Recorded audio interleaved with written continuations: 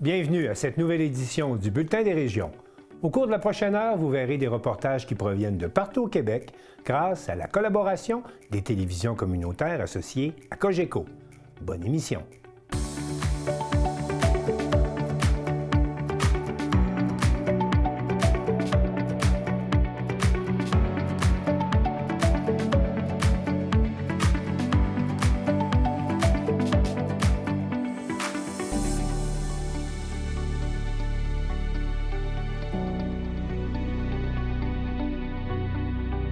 Au sommaire pour vous cette semaine, dans la région de Vaudreuil-Soulanges, face aux impacts prévisibles de l'abolition du programme Expérience Québec, on demande une exemption territoriale. À Forestville, les organismes communautaires sonnent l'alarme face à la montée de la pauvreté et réclament plus de justice sociale. À Sainte-Flavie, on apprend à travailler avec les générations X, Y et Z. À Rimouski, le comité logement Bas-Saint-Laurent présente un outil permettant aux locataires de calculer si la hausse du loyer proposé est raisonnable. À Gaspé, on souligne 3 décennies d'engagement, de soutien et de solidarité pour la maison par enfant. À Rawdon, on prépare 3 jours d'activités pour célébrer la Saint-Patrick. À Chandler, l'équipe Les Vikings du Rocher de la Ligue de hockey senior de l'Est du Québec est très active sur la patinoire, mais aussi sur les réseaux sociaux. Mais pour commencer cette émission, on se rend dans l'Anaudière, où le tracé proposé pour le train à grande vitesse entre Québec et Toronto soulève beaucoup d'inquiétudes. Un reportage de Daniel Yvon de CTRB. On est en préparation pour une manifestation de la part de l'UPA Lanaudière. Cette manifestation aura lieu dans quelques instants pour parler du fameux TGV qui veut passer ici dans le coin. Aujourd'hui, c'est une journée de consultation et au niveau de l'UPA Lanaudière, ils ont décidé de protester, de présenter leur doléance par rapport à ce projet. Donc, on voit présentement des pancartes qui sont en train de s'installer. Il va y avoir des appels, des conférences qui vont être données par différents intervenants. On voit la présence de M. Yves Perron qui va être ici sûrement pour parler. Donc, c'est un dossier à suivre. C'est un dossier qui est important pour la région de Berthier, entre autres, parce que le train passerait sur des terres agricoles de Lanoraie. On parle de Berthierville, de Saint-Cuthbert, et ça crée beaucoup d'inquiétudes dans le coin. Donc, ça sera un dossier à suivre. On va vous présenter la conférence de presse et par la suite, on va vous présenter aussi ce que Alto Train a à présenter.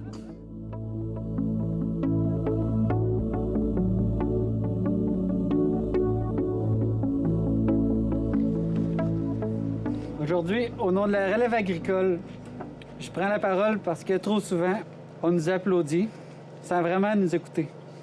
Et avec le projet de TGV d'Alto, c'est encore nous qu'on bouscule, qu'on met devant le fait accompli, qu'on invite à sacrifier nos terres, nos projets et notre avenir. La relève agricole est déjà sous pression. On a l'accès aux terres quasi impossible. La pression foncière qui explose, la rentabilité fragile, l'adaptation au changement climatique, la charge mentale grandissante. Pourtant, ma génération prend le relais, nourrir le Québec, bâtir des entreprises solides et laisser quelque chose de durable. Mais comment transmettre une ferme quand de nouveaux projets mettent en péril ce que nous tenons à bâtir? Oui, moderniser les infrastructures, mais pas au prix de nos terres et de notre avenir. Nous demandons au gouvernement de revoir la pertinence du projet et de garantir une véritable consultation avec la population. Et comme l'a mentionné Marcel, Alto a choisi de contourner la CPTAC, l'organisme qui existe justement pour protéger notre territoire agricole, limité et non renouvelable. Nous déplorons profondément cette décision. Nous exigeons qu'Alto respecte les mêmes règles que tout le monde et nous dénonçons aussi le projet de loi fédérale C5 qui accélère des projets d'infrastructure en contournant des règles environnementales et démocratiques. Le développement du Québec ne peut pas se faire contre ceux qui nous nourrissent. Il doit se faire avec nous. Je suis en compagnie de Yves Perron, qui est député ici de Berthier-Masquinongé. Je sais que tu n'es plus pas partant en agriculture, mais tu as vécu beaucoup pendant au moins 8 ans la réalité des agriculteurs. Et ça, c'est comme un coup dur, là, présentement, pour les agriculteurs. Absolument. Puis c'est pas parce qu'on n'est pas porte-parole qu'on ne l'a pas dans le cœur, l'agriculture. Hein? Je l'ai dit au milieu que j'allais être là encore. On est encore. Puis aujourd'hui, on est 3 collègues. Ouais. J'ai Luc Thériault de Montcalm, j'ai Gabriel Sainte-Marie de Joliette qui est avec moi aussi parce que c'est un regroupement de la Naudière. Dans le fond, nous, les questions qu'on pose, c'est si la grande question, là, si ce projet-là est si bon que ça, pourquoi on a besoin de changer les lois pour le passer? Parce que ce qu'on dénonce beaucoup, c'est C15 au Parlement fédéral, où là, on retire l'application de l'Office du transport du Canada sur le TGV. On retire la possibilité de contester puis de se faire entendre devant un commissaire. On ouvre la porte à des possibilités d'expropriation par courriel. Là, on se fait dire « Ah, c'est pas vrai ce que vous dites, mais c'est écrit dans le texte. » Alors, c'est les questions qu'on soulève. Puis, je pense que ça a été bien résumé par les gens de l'Union des producteurs agricoles. Les terres agricoles sont limitées. Il faut prendre précieusement soin de ça. Puis, c'est pas vrai qu'une fois que c'est construit par-dessus, on va pouvoir encore l'utiliser pour nourrir notre population. Donc, est-ce qu'on peut minimiser ces impacts-là? Et pourquoi aller si vite? Un TGV, il faut que ça aille vite. Mais le projet de construction n'est pas obligé d'aller vite, lui. Okay. Notre priorité, c'est que les droits de nos citoyens puis nos producteurs agricoles ils soient respectés. Okay. Puis qu'on fasse attention à notre garde-manger collectif. Okay. Sur le principe, tu demandes ça à n'importe qui au départ, tout le monde trouve ça intéressant. C'est les emplois, là. Même, on a dit, c'est un principe. Mais au-delà de le développement que ça va susciter, mais au-delà de ça, pourquoi retirer des droits aux individus? Puis quand on a utilisé Mirabel pour obtenir des excuses officielles, puis pour obtenir surtout, dans la même motion, un engagement qu'il n'y ait plus de crimes épouvantables comme ça qui soient commis par le gouvernement fédéral, ce qu'on a gagné, là, parce que ça a été voté unanimement. Mais c'est pas fait encore. Les excuses sont pas faites encore. Non, mais la motion est votée. On a une garantie quand même morale. Puis en bout de piste de ça, on nous dit, inquiétez-vous pas, les lois ont changé depuis ce temps-là, mais on est en train de les changer à côté. T'sais. Ça fonctionne pas, là. Fait qu'à un moment donné, on veut pas se faire bourrer. C'est ça. On veut pas se faire bourrer, puis on s'oppose à ces changements-là. On travaille dans le comité présentement pour amender le projet de loi de C15. OK. Les conservateurs et les libéraux sont d'accord, donc ça va être difficile à bloquer, mais on fait tout ce qu'on peut pour enlever ces retraits de droits citoyens de cette loi-là. Ça n'a pas de bon sens. T'sais. Bon, ben, je te remercie, Yves. Merci beaucoup. C'est un dossier à suivre.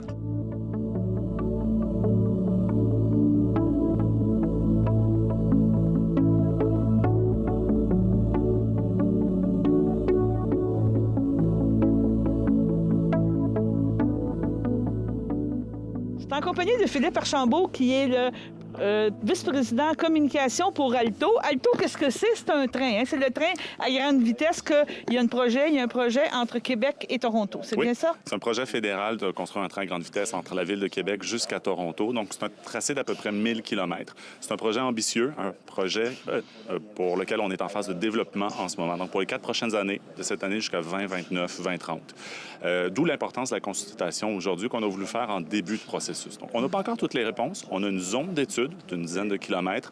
On voulait aller à la rencontre des gens partout sur le territoire pour entendre les commentaires, les suggestions, les critiques, les commentaires également, prendre tout ça en compte avant que toutes les décisions soient prises. Donc, on veut vraiment prendre le temps de bien faire les choses en début du processus avant d'arriver un peu plus tard cette année avec là un tracé beaucoup plus précis. Puis à terme, c'est une emprise de 60 mètres de large qu'on va avoir besoin pour construire le train. En fait, on voit la croissance du Canada, surtout dans le corridor entre Québec et Toronto. 40 % de la population, même 44 % de la population habite dans ce corridor-là au Canada. C'est le plus densément peuplé. Et on voit une saturation des infrastructures de transport en ce moment. Donc, les autoroutes, les avions, au niveau du train également pour passagers, il y a une limitation en ce moment parce que les rails sont la propriété et les trains de marchandises ont la propriété pour le passage. La priorité. La priorité en ce moment, effectivement. Merci.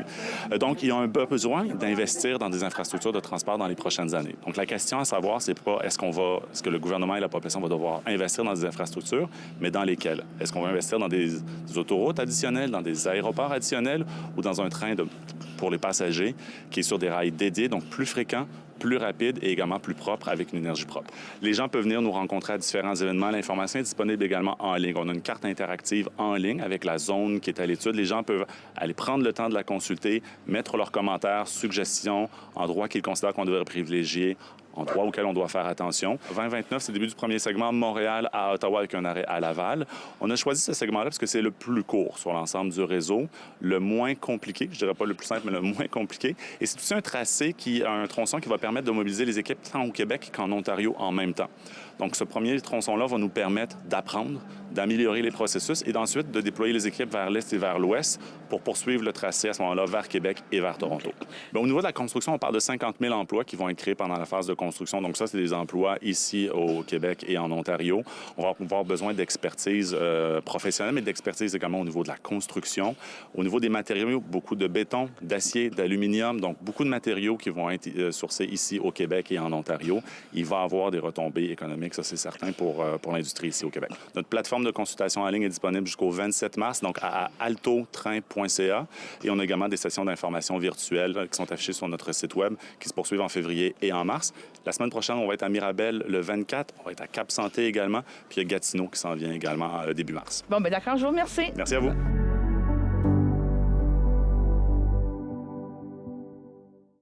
Dans la région de Vaudreuil-Soulanges, les chefs d'entreprise et les dirigeants du réseau public de la santé s'unissent pour dénoncer les impacts des modifications au programme d'immigration du gouvernement du Québec. Un reportage de Félix Sabourin-Gonzalez de CSUR.tv. Dans la foulée de l'abolition du programme de l'expérience québécoise par le gouvernement du Québec, Développement Vaudreuil-Soulanges a tenu le 11 février dernier une conférence de presse au pôle civique de la MRC de Vaudreuil-Soulanges. L'objectif était d'interpeller les gouvernements fédéraux et provinciaux afin d'accorder une exception territoriale en matière d'immigration. Selon les intervenants, la situation particulière de la MRC justifie une approche distincte. Notre réalité économique est tout à fait différente des quartiers centraux de Montréal. L'arrivée de l'hôpital de Vaudreuil-Soulanges en 2028 créera plus de 3 500 emplois d'ici 2030. Notre proximité avec l'Ontario crée un risque réel. Déjà, des travailleurs étrangers ont entamé des démarches et commencent à partir pour l'Ontario. Il faut se donner les moyens pour attirer à l'international les travailleurs étrangers parce que de toute évidence, on n'a pas au Québec cette main-d'œuvre-là qui est disponible. Nous demandons officiellement au gouvernement du Canada et au gouvernement du Québec d'accorder une exception territoriale pour le territoire de la MRC de Vaudreuil-Soulanges afin d'octroyer une clause grand-père aux travailleurs et travailleuses admissibles à l'ancien programme du PEC. Ce qu'on vise, c'est de conserver sur notre territoire à l'emploi de nos entreprises, les gens qui sont ici actuellement. Je vais être parfaitement clair sur un point qui me semble fondamental. Les personnes immigrantes, citoyens faisant partie de nos communautés, ne sont absolument pas un problème à régler. Ils ne sont en aucun cas un fardeau pour notre communauté. Au contraire, ils apportent tellement plus que leur simple force de travail. Les récents changements au programme d'immigration font en sorte que plusieurs entreprises locales se retrouvent dans une situation précaire quant à leur avenir. Pour plusieurs d'entre elles, ces travailleurs sont essentiels au bon fonctionnement de leur activité. Aujourd'hui, l'enjeu dépasse notre capacité d'intervention. Les décisions qui influencent notre capacité à recruter et à planifier ne relèvent plus entièrement de nous. Nous n'avons plus les deux mains sur le volant. Ici, à Vaudreuil-Dorion, nous employons 355 employés. Chez nous, c'est 48 employés qui sont affectés par le retrait du PEC. Nous, en tant qu'entreprise, on n'est pas là pour faire de la politique entre le fédéral et le provincial.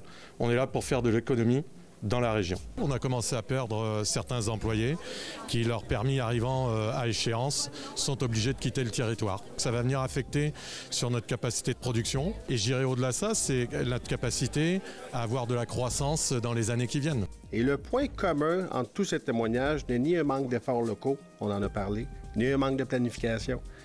C'est une chose très précise, l'incertitude créée par les règles actuelles en matière de main-d'œuvre étrangère. On parle d'environ 800 000 $ en moyenne qu'une entreprise pense perdre dans les prochains mois si elle devait perdre ces employeurs-là.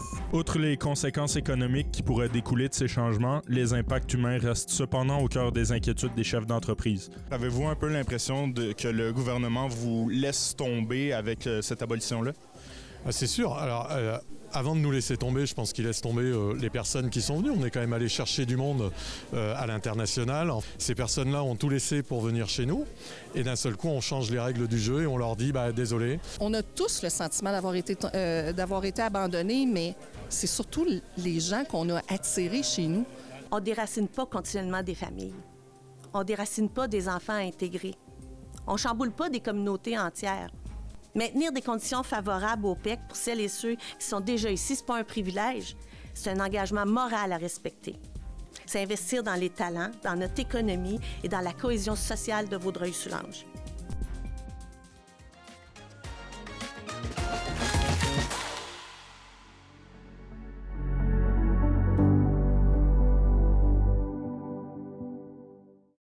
La table des groupes populaires de la Côte-Nord réclame plus de justice sociale alors que les crises s'accumulent et génèrent de plus en plus de précarité. Joanie Gaudreau, de la télévision du Littoral. Des organismes communautaires de la Côte-Nord sonnent l'alarme. La crise climatique et la crise sociale s'alimentent mutuellement pendant que l'écart entre les plus riches et les plus vulnérables continue de se creuser. Réunis à Forestville le 19 février, à la veille de la Journée mondiale de la justice sociale, des représentants de groupes populaires de la région ont lancé un appel clair au gouvernement du Québec. Selon eux, la multiplication des crises fragilise de plus en plus les ménages nord-côtiers. L'écart entre les riches et les pauvres est tellement rendu large que les gens qui sont du côté de la classe moyenne et des plus démunis sont plus capables de suffire aux besoins de base, là. Se loger, se nourrir, s'habiller, le transport, etc. Tout est tellement démesuré. Et ce qu'on constate, c'est qu'il y a aucune mesure de contrôle qui est mise pour arrêter l'hémorragie, finalement. Là. Les organismes soutiennent que le dérèglement climatique n'est plus une menace abstraite. Il a des effets concrets sur les finances des ménages, l'instabilité des récoltes, les coûts énergétiques croissants et la soif de profit de plus en plus grandissante des géants de l'alimentation poussent l'inflation alimentaire vers des sommets insoutenables, selon Marie-France Imbeau, directrice de la PIC Haute-Côte-Nord. Pour Michel Savard, justice sociale et justice climatique sont indissociables. Oui, bien en fait, c'est un peu comme si la crise climatique n'existait plus. On est passé en mode économie de guerre. Donc là, présentement, on est en course à l'armement, plutôt de faire la course ou la course contre le réchauffement climatique. Et c'est malheureux parce que le réchauffement climatique va s'accélérer. Le coordonnateur de la table des groupes populaires ajoute que malgré le contexte géopolitique, les gouvernements ne doivent pas perdre de vue les besoins fondamentaux de la population. Donc, il faut vraiment que les gouvernements réalisent que le monde qui vote pour eux autres, ils ont besoin d'être logés, ils ont besoin d'être nourris, ils ont besoin de pouvoir aller s'instruire. Je ne sais pas comment est-ce qu'une étudiante ou un étudiant peut faire pour aller au cégep en dehors au prix que le logement est rendu présentement. C'est pas encourageant d'aller étudier présentement. Les groupes rappellent que les femmes sont touchées de manière disproportionnée par la précarité, notamment en raison des écarts salariaux persistants et de leur rôle prédominant dans les soins non rémunérés. Elles sont aussi surreprésentées dans les situations de pauvreté, de violence et d'itinérance. Selon le plus récent rapport de l'Organisation mondiale de la santé dans le monde, c'est une femme sur 3 qui subit ou qui a subi des violences. Sur la Côte-Nord, les statistiques ne s'améliorent pas concernant les violences faites aux femmes et la pauvreté, pour lesquelles nous sommes de tristes champions au Québec, rappelle Caroline Boudreau, porte-parole pour le regroupement des femmes de la Côte-Nord. Les travailleurs saisonniers figurent aussi parmi les plus vulnérables. Le système d'assurance-emploi, jugé mal adapté à la réalité régionale, accentue l'instabilité des revenus. Pour financer une relance sociale et climatique, les groupes avancent plusieurs solutions fiscales. Michel Savard évoque notamment une réforme des paliers d'imposition. On peut penser à augmenter le nombre de paliers d'imposition à 9. Puis c'est pas irréaliste, là. Dans les années 70, on en avait 16. Donc, on ne va même pas jusqu'à demander de revenir à 16. On demande de monter ça à 9. Présentement, on en a 4. Ce qui fait que les braquettes, la fourchette est large, là, avant que tu puisses... Et si on pouvait convaincre le gouvernement de ramener les 9 paliers d'imposition, juste là-dessus, on irait chercher 2,5 milliards de dollars par année. Il soutient également que des baisses d'impôts récentes ont privé l'État de revenus importants. Il serait aussi possible d'instaurer un impôt sur le patrimoine du 1 % des plus riches, imposer davantage les gains en capital, réinstaurer la taxe sur le capital pour les institutions financières notamment. Selon les organismes, le modèle québécois en matière de justice sociale s'est fragilisé au fil des années. Ils réclament un réinvestissement dans les services publics, les programmes sociaux et l'action communautaire autonome afin de freiner l'élargissement des inégalités sur la Côte-Nord. Joanie Gaudreau, à Forestville.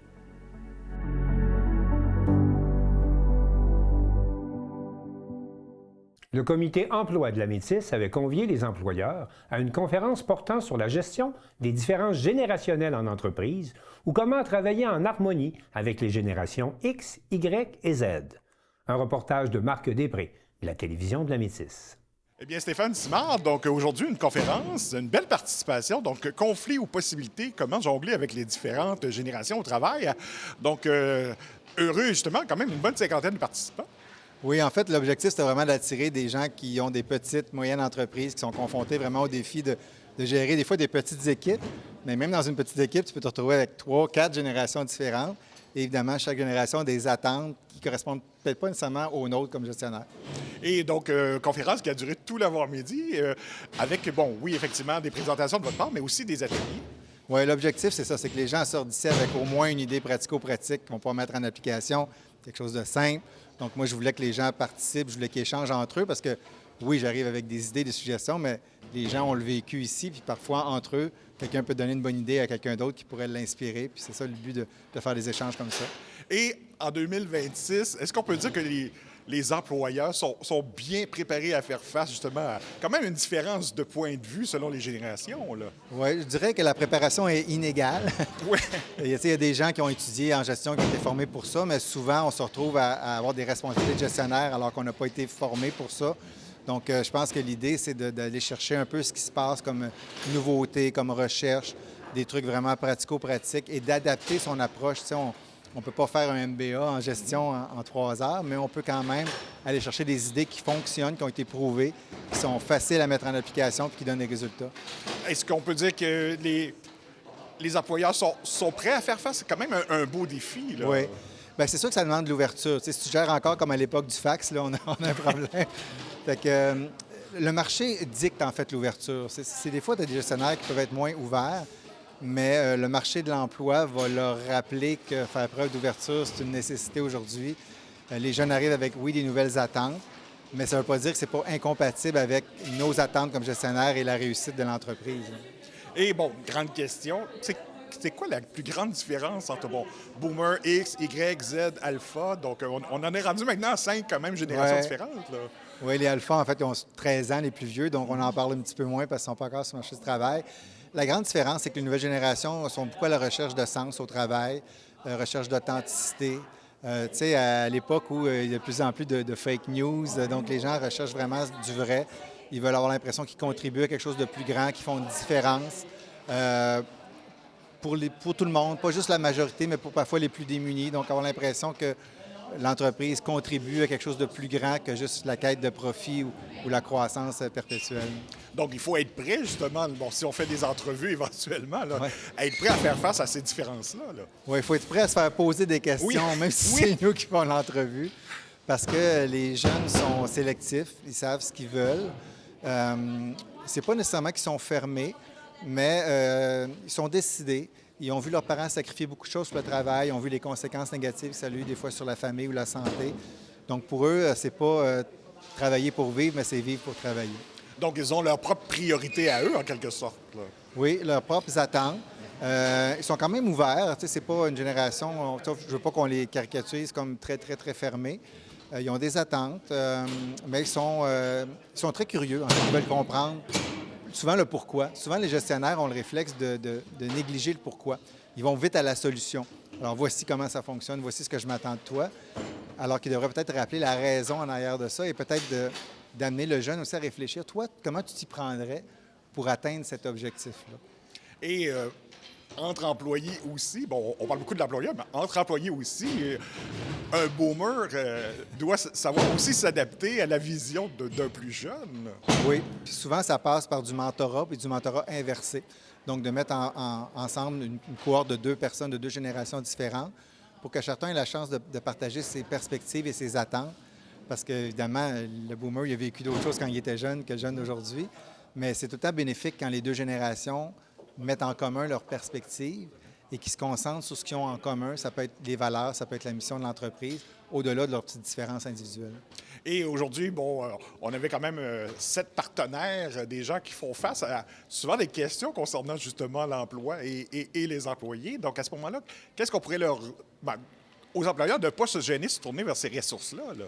Oui, absolument. Tu sais, les organismes sont là pour appuyer justement les employeurs face à ces défis-là. Puis la beauté, c'est que c'est des gens qui sont impliqués dans le milieu, qui sont sur le terrain, et ils en ont vu d'autres. Donc, vous avez une expertise à laquelle vous pouvez vous tourner pour aller chercher vraiment des outils concrets.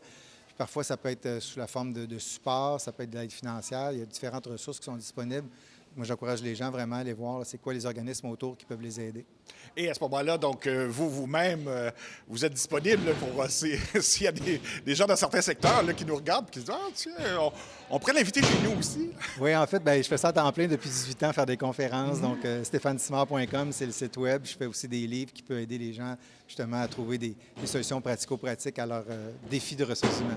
Donc, il ne faut pas sous-estimer que c'est vraiment un défi pour l'employeur et aussi pour la concertation entre employés, là.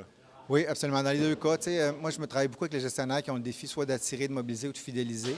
Puis quand on parle de fidélisation, de mobilisation, évidemment, ça passe par toute la communication au niveau de l'équipe, de la rétroaction, des reconnaissances. Puis des fois, la reconnaissance, bien, ça se fait aussi entre collègues. La communication, c'est entre collègues, donc c'est pas toujours du gestionnaire aux employés. Donc, c'est de mettre en place des conditions qui vont faciliter ces pratiques-là gagnantes qui vont être profitables à toutes les générations.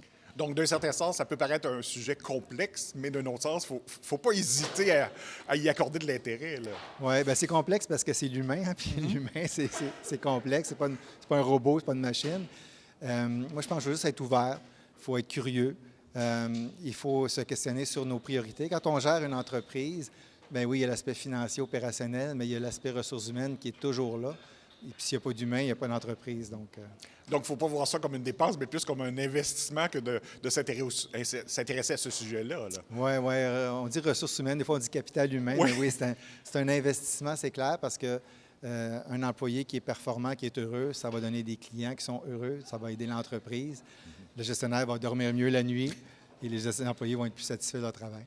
Donc, on se souhaite que les gens puissent bien dormir. Oui, ça va me faire plaisir de les appuyer s'ils ont besoin d'aide. Et on rappelle votre site Internet si on a des questions. stéphanesimard.com. Bien, merci beaucoup. Merci.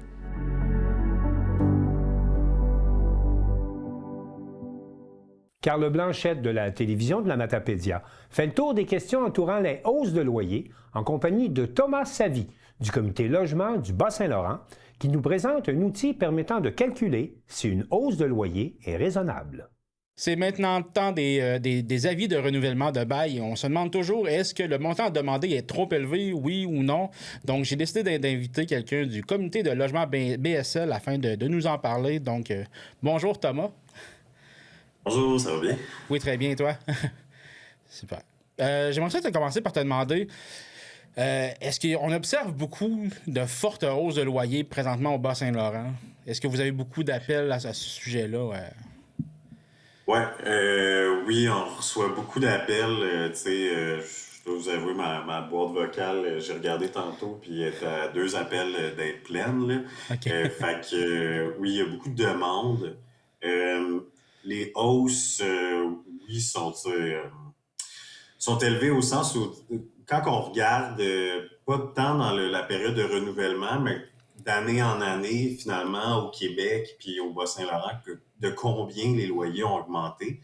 À la grandeur du Québec, c'est 10 % Là, à Rimouski, je vous donne un exemple, là, ça a été 14 % l'année dernière. Donc, on est au-delà des indices qui sont suggérés par le tribunal administratif du logement. Puis, une raison pour ça, ben, c'est justement parce que les hausses qui sont proposées sont élevées. Les locataires ne connaissent pas nécessairement leurs droits, donc acceptent. Donc, bref, oui, puis on le voit là, statistiquement, là, des 14 %, on ne devrait pas se rendre jusqu'à là si les taux suggérés par le TAL, là, le tribunal administratif du logement, sont de 3,1 %. OK. Puis c'est quoi l'erreur la plus fréquente que les locataires font quand ils reçoivent un renouvellement de bail? C'est ça, bien, je dirais l'erreur la plus fréquente, c'est de croire en fait soit on l'accepte, soit on s'en va. Puis c'est ça, c'est que en fait, c'est qu'il y a un formulaire qui... Comment je pourrais dire ça? Dans le formulaire où est-ce qu'on envoie l'avis de renouvellement de bail, il faut qu'il soit inscrit les 3 réponses des locataires. Donc, j'accepte la hausse et je reste, je refuse la hausse et je reste, ou bien je vais déménager à la fin de mon bail. Donc, tu sais, c'est pas pour rien non plus que les locataires ne le savent pas nécessairement. C'est que, tu sais, s'ils reçoivent une feuille qui leur donne pas l'option de refuser, bien, ils vont penser qu'ils ont juste 2 options, mais c'est l'obligation du propriétaire de mettre vraiment les 3 options. Puis, bref, je l'ai expliqué un peu dans les options qui existent, là, mais c'est très clair dans la loi. Les locataires peuvent refuser une hausse de loyer et demeurer dans leur logement. Donc, refuser la hausse et renouveler le bail, là, suite à ça, c'est vraiment au propriétaire de s'adresser au tribunal administratif du logement pour faire valider un peu ce que lui croit, si sa hausse, il croit qu'elle est justifiée ou non. Là, il va falloir qu'il sorte les factures, etc., au tribunal. Puis, en dernière instance, c'est le tribunal qui va dire en effet, t'as demandé trop, donc on baisse, ou bien, bref, c'est ça. C'est le tribunal qui va calculer la vraie hausse. Okay. Puis ça, c'est le propriétaire qui doit faire la demande. Donc, le locataire, lui, tout ce qu'il fait, c'est qu'il refuse la hausse et décide de rester. Et le propriétaire, lui, doit aller au tribunal pour pouvoir justifier sa hausse. OK. Puis comment on fait pour savoir si la hausse proposée est raisonnable? C'est ça. Mais il y a un outil de calcul que j'inviterais les gens à utiliser. Là. C'est le site locataire.info-calcul. Puis, grosso modo, il y a quelques informations à rentrer dans l'outil. Puis, l'outil nous donne une estimation qui fait qu'on peut se dire, mettons qu'on est à 2 $ de différence, on peut se dire, probablement que c'est que le propriétaire n'a pas proposé une hausse abusive. Mais là, si on voit qu'on est à 20-30 $ de différence, là, à ce moment-là, on a un peu la puce à l'oreille que, je pense que ce qu'on s'est fait proposer, c'est trop élevé. Okay. Puis, il y a des critères d'augmentation de hausse des loyers, donc on ne peut pas se faire augmenter pour n'importe quelle raison. Les critères, en gros, il y a un pourcentage de base qui est appliqué au loyer. Cette année, c'est 3,1 %. À ça, on peut ajouter des variations des taxes municipales, des taxes scolaires, puis de la prime d'assurance du propriétaire, puis finalement, les travaux majeurs. Donc, s'il n'y a pas eu de réparation majeure dans son immeuble, dans son logement, la hausse devrait ressembler à 3,1 %. Fait que, si en fait tout est resté pareil, puis on se fait augmenter de 6 % ou de 5 %, mais il y a quelque chose de pas normal, puis c'est normal d'aller demander à son propriétaire, bref, qu'est-ce qui justifie ça? Fait que, grosso modo, c'est ça. Il y a le site locataire.info. Sinon, on peut s'adresser au tribunal administratif du logement qui ont eux-mêmes un service d'information juridique ou nous appeler aussi au comité logement Bas-Saint-Laurent. On offre des ateliers de calcul de hausse des loyers, mais malheureusement, on ne va pas dans la vallée de la Matapédia cette année. Mais vous le faites en ligne aussi, je pense, hein? Oui, on va en faire en ligne plus fin mars, début avril. Mais c'est ça, à défaut de nous déplacer, on prend les appels que les gens nous... Okay. S'il y a des appels, on va les recevoir puis on va donner l'info comme on peut au locataire. OK. Est-ce qu'il y a des facteurs qui peuvent jouer aussi dans la hausse de loyer, comme si l'électricité est fournie ou pas, si la bâtisse est plus récente? Donc, qu'est-ce qui peut... Y a-t-il quelque chose qui peut jouer là-dedans? Oui, en fait, c'est ça, il y a eu une modification à la loi, là, donc cette année, à partir vraiment de cette année, le type de chauffage va pas avoir une influence sur le taux de base. Avant, c'était le cas, non chauffé, c'était 5,9. L'année dernière, chauffé, je pense que c'était 5,1. Mais là, cette année, c'est tous les logements au Québec, là, indépendamment de comment c'est chauffé, sont à 3,1 %. Puis pour les nouvelles bâtisses, les nouveaux logements, en gros, c'est que il y a une petite différence, là, c'est que si dans les 5 dernières années, en fait, c'est si le logement est neuf depuis 5 ans, ou il a été reconverti en logement depuis 5 ans, le tribunal ne peut pas se positionner sur la hausse.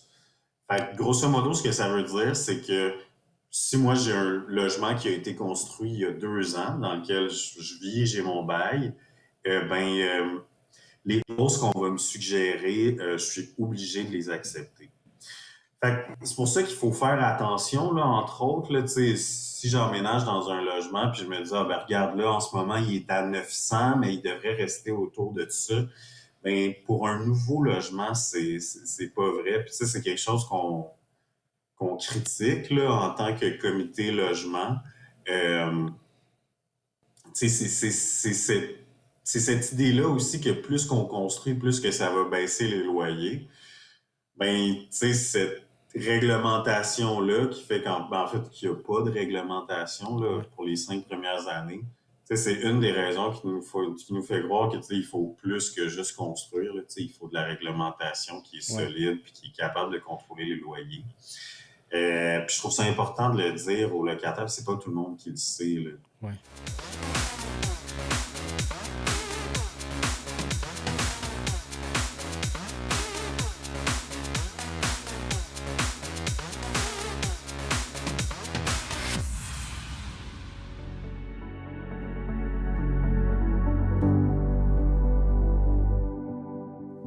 Près de 300 familles requièrent chaque année les services de la maison par enfant à Gaspé, qui souligne cette année son 30e anniversaire. Un reportage d'Igor Nérisson pour Télé Gaspé.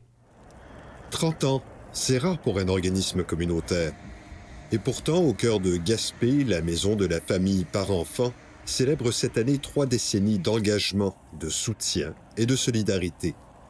Un anniversaire qui témoigne d'une histoire profondément ancrée dans la communauté pour un organisme devenu une ressource incontournable pour les parents du Grand Gaspé. La Maison de la famille existe donc depuis 30 ans. En 1996, c'est parti d'une initiative citoyenne, 3 mamans qui avaient le goût de se rassembler puis trouver un lieu où elles pourraient faire des activités ensemble, etc. Fait que c'est parti comme ça. 8 ans après sa fondation, l'équipe s'est installée dans une maison chaleureuse, accessible et proche des autres services. Un lieu qui, depuis, accueille chaque année de 250 à 300 familles. La maison, il faut attendre 2004 pour que l'organisme vienne s'installer donc, dans cette maison au centre-ville. Mais c'est ça, elles ont tout de suite mis en branle toutes les procédures pour devenir un organisme communautaire autonome famille. Ici, on trouve bien plus qu'un simple endroit où se rencontrer. De nombreux services sont également offerts. On en a vraiment beaucoup. On a des services individuels, des services de groupe. Donc, ça passe par des activités de cuisine, comme ça peut être des groupes de discussion sur des thématiques spécifiques, toujours autour de la parentalité. Puis, on a aussi des services communautaires, comme le frigo de dépannage alimentaire, la friperie, et on a aussi un service de suivi de grossesse. Pour les parents ayant besoin d'un peu de répit, un service de halte-garderie est également disponible. On a un service de halte-garderie. Donc, ce n'est pas un service de garde classique, c'est vraiment du dépannage pour les familles qui en ressentent le besoin, qui n'ont soit pas de service de garde parce qu'il n'y a pas de place, soit parce qu'ils n'ont pas envie, mais ils peuvent avoir le goût d'aller faire l'épicerie sans enfants, par exemple. La maison par enfant accueille toutes les familles, sans discrimination. Et surtout, la grande majorité des services sont gratuits. Un choix complètement assumé. C'est vraiment les familles. Il n'y a pas de famille spécifique du moment qu'ils ont un enfant ou vont devenir parents, donc jusqu'aux 18 ans de l'enfant. Et tous nos services sont gratuits pour qu'ils soient accessibles au plus grand nombre. Pouvant compter sur une équipe de 8 personnes, de nombreux bénévoles et plusieurs collaborateurs, la Maison de la famille s'appuie également sur un vaste réseau de partenaires situés à proximité. L'avantage qu'on a comme organisme, c'est notre positionnement géographique. On est au centre de la ville de Gaspé. Donc, c'est vraiment pratique aussi pour les familles qui voudraient se rendre dans d'autres organismes partenaires, justement. Ça se fait beaucoup à pied. Mais on a des beaux partenariats avec le CIS, justement, avec tout ce qui a trait à la périnatalité, par les suivis de grossesse, mais aussi par les enfants qui vont fréquenter les activités. On a des partenariats avec d'autres organismes comme le Centre de pédiatrie sociale, l'association 1001 morceaux. Donc, les friperies communautaires, c'est vraiment un beau maillage qui se fait pour répondre le plus possible aux besoins des familles. L'équipe est également appuyée par plusieurs professionnels dans divers domaines. Pour ce qui est des activités et services autour de la parentalité, on a des éducatrices spécialisées, on a des personnes en charge des relevailles, par exemple, on a une éducatrice à la petite enfance pour la halte garderie, des gestionnaires aussi. Et puis pour tout ce qui est suivi de grossesse, là, c'est vraiment un partenariat avec une équipe pluridisciplinaire. Donc, on a des médecins, des sages-femmes. Après 30 ans d'existence, beaucoup de chemin a été parcouru. Mais les prochaines années seront également fort occupées, alors que plusieurs projets sont en branle, dont celui d'un agrandissement majeur. Le plus gros dont on a entendu parler, c'est le projet d'agrandissement de nos locaux.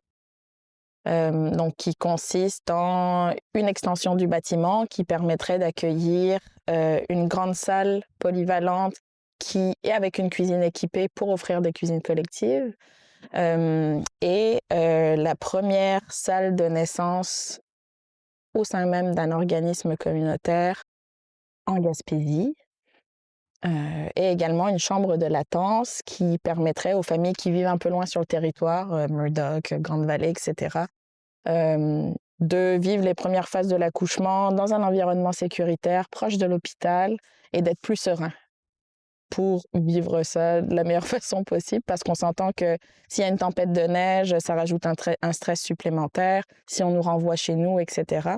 Donc, c'est vraiment un beau projet qui va venir toucher tout ce qui est donc suivi de grossesse, mais également activité de la maison de la famille, parce que on a beaucoup de familles qui viennent et des fois, on est un petit peu restreint par l'espace. Donc là, ça va nous permettre de pouvoir accueillir des plus gros groupes aussi. La maison de la famille se targue de ne pas avoir de liste d'attente pour quiconque a besoin de ses services ou d'un répit. Seuls les ateliers demandent une inscription car le nombre de places est le plus souvent limité. Non, on n'a pas de liste d'attente. Pour ce qui est des activités et des services, ça fonctionne vraiment. Quand c'est des activités spécifiques du style yoga, par exemple, c'est sur inscription. Donc, on a un nombre de places limité, c'est premier inscrit, premier servi. Puis pour nos services communautaires, c'est vraiment en libre service, fait que les gens vont et viennent sans avoir besoin de signaler leur présence. L'idée de la maison de la famille, c'est quand même aussi d'être un lieu où tu peux venir sans forcément avoir besoin de participer à une activité. Si ça tente juste de prendre l'air, de sortir de chez toi, venir te faire un café, puis venir passer du temps ici avec ton bébé, potentiellement rencontrer une autre maman, un autre papa, puis échanger, c'est aussi possible. C'est pas juste venir dans le cadre d'une activité.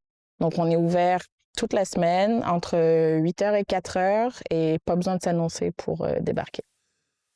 En 2026, la Maison de la famille par enfant célèbre 30 ans d'histoire, de soutien et de solidarité. Pour l'occasion, plusieurs activités festives seront offertes gratuitement. Pour y participer, il suffit de consulter le site internet de l'organisme et d'avoir un enfant. Ici Igor Nérisson, journaliste IJL pour Télégaspé.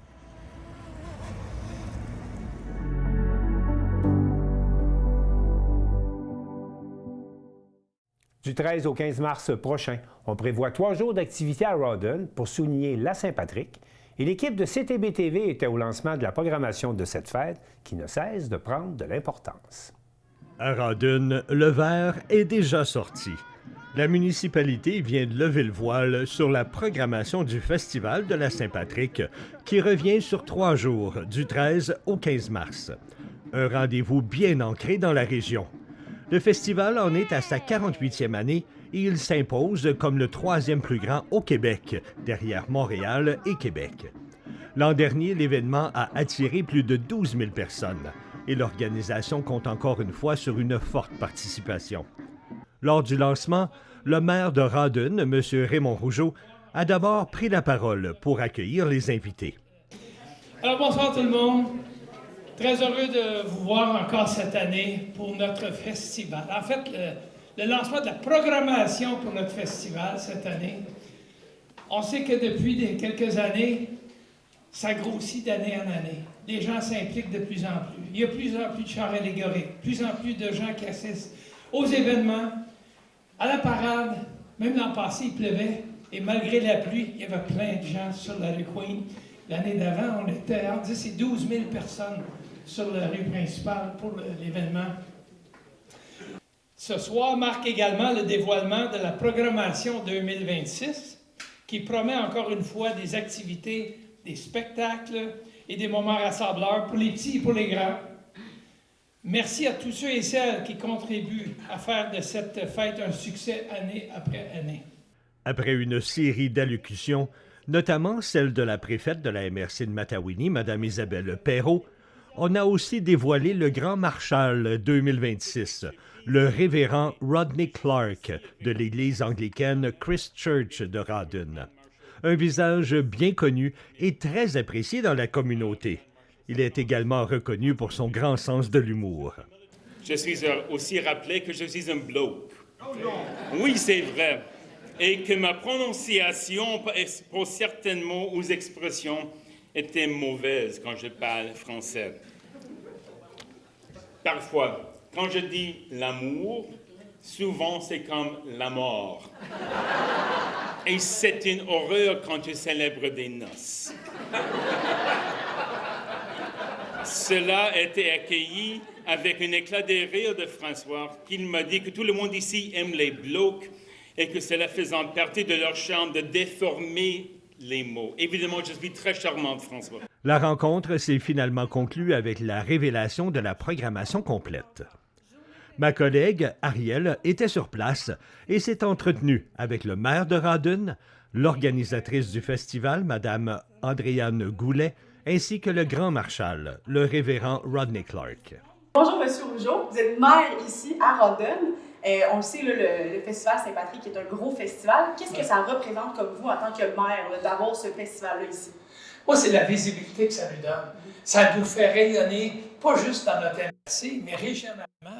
Il y a des gens qui viennent de Trois-Rivières, qui viennent de partout pour participer à notre festival. Parce que, je vous dis, on est le 3e plus gros festival de Saint-Patrick au Québec. Alors, mis à part Montréal, Québec, Rawdon, c'est l'endroit pour venir faire la fête. Et c'est moi, ce qui me touche avec ce festival-là, c'est la joie qu'on voit dans les visages des gens. On voit les enfants parce qu'une parade, il y a des farfadets, il y a des clowns, il y a des avaleurs de feu, il y a toutes sortes de choses. Fait que les enfants sont émerveillés. Mais pendant 3 jours, on peut dire que le monde oublie un peu les problèmes qu'on entend aux nouvelles à travers la planète et s'évade dans un monde festif. Et ça dure 3 jours comme ça. Il y a plein d'événements pour les enfants, pour les grands. Il y en a pour tout le monde. Fait que c'est un peu ça, c'est magique. Qu'est-ce que ça nous dit sur la communauté de Rawdon? Ça fait qu'on est, une communauté multiethnique. On a plus de 40 communautés dans notre municipalité. Alors, mais la racine irlandaise est très profonde. Et pendant 3 jours, là, peu importe de quelle nationalité que vous êtes, nous sommes tous irlandais. Bonjour Andréane. Bonjour. Alors c'est toi là, qui est vraiment comme le cerveau du groupe ici pour la Saint-Patrick. C'est à quoi on peut s'attendre là, cette année? En fait, la Saint-Patrick, c'est un travail de collaboration. Là, la municipalité de Rawdon en entier travaille sur ce projet-là. La Saint-Patrick, c'est l'événement signature de la municipalité, donc ce qui fait en sorte qu'on a vraiment beaucoup d'activités sur 3 jours. Mais en amont de ces 3 jours-là, on a le concert celtique. Donc, c'est une nouveauté cette année. C'est Joanne Saint-Georges qui, avec sa harpe, va rencontrer plusieurs endroits. On passe par Saint-Roch, on va jusqu'à Sainte-Mélanie, on se rend jusqu'à Repentigny pour présenter le festival.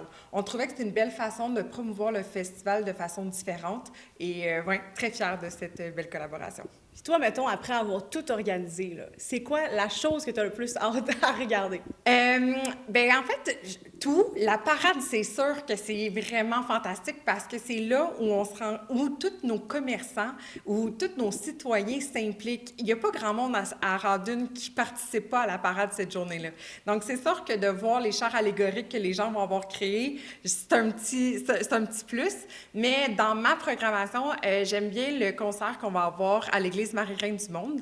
Donc, c'est le concert Roshan. On les a rencontrés l'année passée au dans le cadre de la programmation d'un autre festival irlandais. Donc, on est très heureux de les avoir avec nous cette année.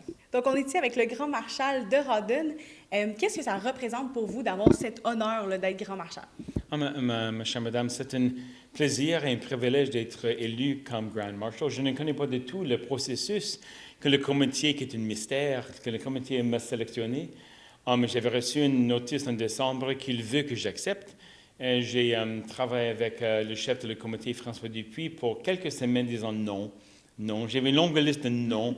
Je faisais un bloc, ma prononciation de français, des fois horrible. Je n'étais pas à Rawdon depuis longtemps et je suis têtu.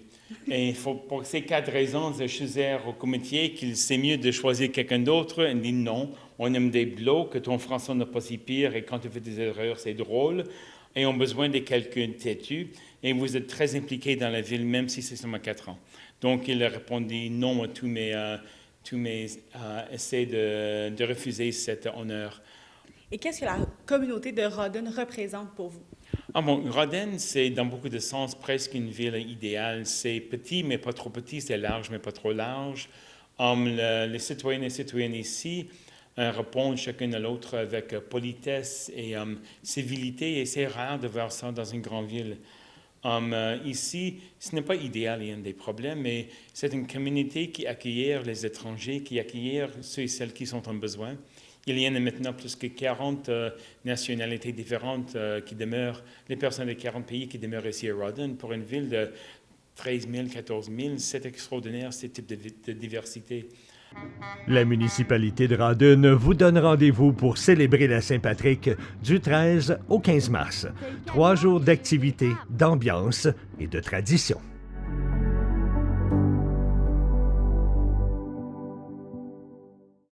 Simon Thériault de Télévague nous présente Tania Cyr, la responsable des médias sociaux du club Les Vikings du Rocher, à Chandler, qui a créé un véritable engouement pour les joueurs de cette équipe de la Ligue de hockey senior de l'Est du Québec. Au centre sportif Clément Tremblay de Chandler avec Tania Cyr. Ça va bien, Tania? Oui, ça va bien, toi? Oui. Tania, je dois dire que je t'ai découvert cet hiver pendant le match des Toutous. Je t'avais contacté pour avoir des images, puis je suis comme tombé sur le charme du réseau social, le compte Facebook des Vikings. C'est vraiment impressionnant ce que tu fais. Donc, comment ça a commencé cette belle aventure-là? Ça a commencé il y a 3 ans. Là, ça a commencé un peu avec juste publier des scores puis les matchs qui arrivaient. Okay. Puis peu à peu, j'ai commencé à faire des vidéos, là, des petits reels après les games. Puis les joueurs aimaient ça, mais aussi le comité puis les partisans embarquaient. Puis là, cette année, on a commencé avec des trends un peu TikTok, Instagram. Fait que là, j'ai vraiment vu un engouement. Puis même les autres équipes de la Ligue commençaient à faire la même chose. Fait que ça a vraiment créé comme une grande vie à la Ligue, puis c'était vraiment le fun. Donc là, c'est toi qui es en charge de les médias sociaux des Vikings du Rocher. Oui, c'est moi. Okay. Quand les Vikings, exemple, ils vont jouer, j'ai vu qu'ils ont joué 1-2 matchs à Passaibiac, tu suis-tu l'équipe aussi sur la route?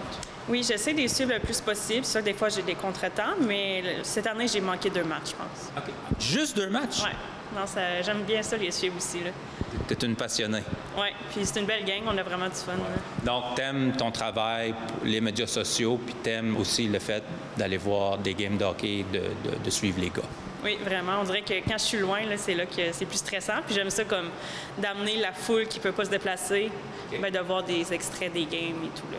Non, c'est spécial parce que c'est ça, on peut voir les extraits, on peut voir, il y a des petits vox pop aussi, un peu comme je parlais tantôt, le match des Toutous, les gens qui n'ont pas eu la chance de voir le match, bien, ils peuvent aller voir les séquences vidéo, on voit tous les Toutous tomber sur la glace en même temps, c'est vraiment spécial. Puis les Vikings, pour toi, donc tu dis ça fait 3 ans que tu es là, c'est devenu un peu une petite famille?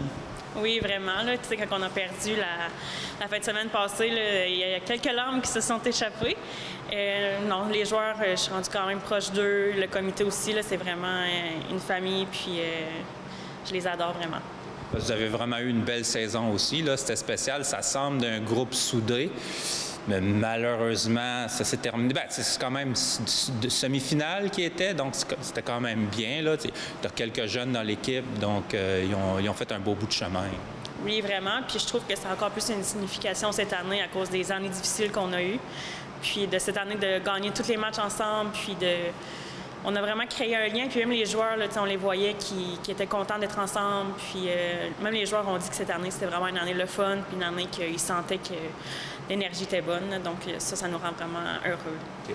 Puis quand tu allais faire tes petits vox pop, là, les gars, ils participaient tout le temps. Il n'y en a pas qui disaient « Ah non, pas encore elle avec sa maudite caméra ». Puis c'était le fun, là. Je mentirais pas qu'il y en a qui sont un petit peu plus réticents. Okay. Mais des fois, là, quand j'insiste, là, ils disent oui.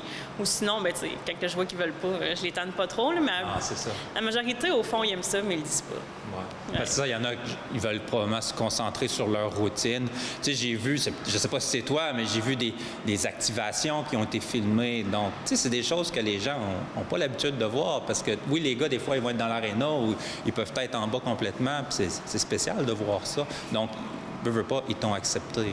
Oui, vraiment. Je suis tout le temps là, proche de leur chambre. Puis pour les séries, jamais que j'aurais été les déranger avant. Là, je me fais toujours discrète. Puis là, je les filme, je prends les petites images. Puis au fond, ils aiment ça. Après, ça leur fait des beaux souvenirs. Puis les gens, justement, ils voient ce qu'eux ne peuvent pas voir. Fait que... Il y a quelques joueurs là-dedans aussi, ils ont des familles, donc tu sais, ça permet, justement, tu dis, ça fait des souvenirs pour les années à venir. Puis les photos, quand l'équipe gagnait, il y avait le selfie de la victoire, qui est un peu une mode à se faire dans les équipes de hockey. Est-ce que c'est toi qui allais prendre la photo dans le vestiaire? Non, c'était vraiment eux qui prenaient la selfie avec le joueur du match. Puis ils m'envoyaient la photo tout de suite, puis je l'ai publiée, là. Puis comment tu travailles? Fais-tu tout ça sur ton téléphone cellulaire ou tu as des logiciels à la maison? Tu fonctionnes comment? Pour tout ce qui est graphisme, ça, je le fais avec mes logiciels à la maison. Mais tout ce qui est réseaux sociaux, là, je suis vraiment cellulaire parce que souvent, après la game, je suis dans mon lit, puis avant de me coucher, je fais le montage. Puis le lendemain matin, je l'ai publié, là. Fait que tout est sur mon téléphone. Ben, c'est bien. Puis, à part de ça, c'est ça, là, tu t'occupes des réseaux sociaux des Vikings, mais tu as d'autres organismes, je pense, entreprises aussi, ta compagnie à toi, que tu fais des réseaux sociaux aussi? Oui, bien, dans le fond, j'ai un emploi normal, temps plein. Ouais. Puis sinon, je travaille aussi pour Événements Gaspésia, un député fédéral de Rimouski, puis j'ai des petits contrats ici et là partout en Gaspésie. C'est quelque chose que tu aimes vraiment faire, que tu veux continuer de faire? Comment tu envisages tes projets dans le futur? C'est sûr que je veux continuer à faire tout ce qui est médias sociaux puis la création de contenu. Là, je vais m'occuper de la Coupe des Jardins qui s'en vient. Okay. Fait que c'est vraiment un beau défi. Fait que moi, je commence à me faire connaître aussi. Ben oui. Fait que c'est vraiment le fun. Puis tout ce qui est hockey, c'est vraiment un sport que j'adore. Okay. Fait que c'est vraiment le fun. Puis de voir que mon travail est aimé, on dirait que ça me motive à continuer. Oui. Puis toi, est-ce que tu joues au hockey? Non, moi, je joue pas au hockey. J'ai tout le temps été fan, mais j'ai jamais joué. Okay. Quelqu'un dans la famille? Même pas. Même pas? Non. Donc, tu as toujours aimé ça, ouais. Puis... J'aimais les Pingouins quand j'étais jeune, puis je suivais toujours ça à la TV, puis là, comme j'écoute le hockey aux Jeux olympiques et tout. Okay. Mais non, je sais pas comment que ça a commencé, là, mon amour du hockey. Puis là, j'imagine qu'à la prochaine saison, tu vas toujours être là avec l'équipe, tu vas encore nous faire vivre des beaux moments. Oui, malgré qu'il va peut-être avoir des joueurs qui vont dire « Ah non, pas encore, là! » Mais oui, je vais être encore là comme une tâche. Bon, ben super, merci beaucoup. Puis je trouvais ça le fun qu'on t'accueillait dans le décor de l'aréna, l'antre des Vikings. Oui, merci.